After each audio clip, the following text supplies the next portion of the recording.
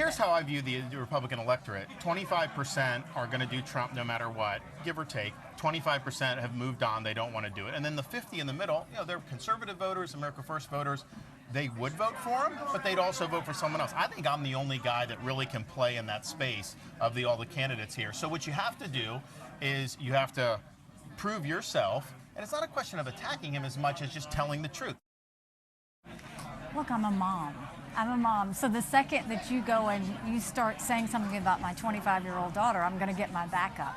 But it's not even about the personal part. There are serious differences that I have with him.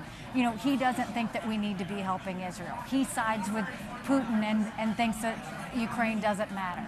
He's okay with giving Taiwan to China. There's so many issues. He doesn't think America needs friends. That's dangerous. I think he has a dangerous foreign policy that we can't afford, and I think he would make America less safe. I don't even give him the time of day. He has proven that he is just not worthy of being president of the United States.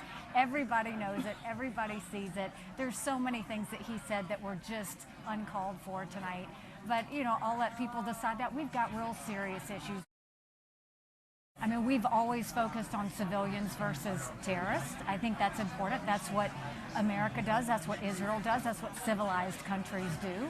But the reality is, if 1,400 Americans had been brutally murdered that way, and Americans taken hostage, would America be okay with that? We would not be okay with that. What we have to remember is, here you had 1,400 people, but we had 33 Americans that were murdered. We have Americans being held hostage. This is not just personal for Israel, it's personal for America.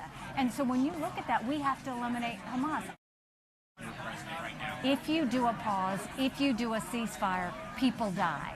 Because we've done this before. And what Hamas did before, they killed Israeli soldiers and they took more Israeli soldiers hostage. That's what would happen. So when you're talking about raising the retirement age from where it is today by a year or 2 or 3, that is devastating to the average person who is a blue-collar worker. I think we should take into consideration the fact that it's not just Social Security that is the challenge.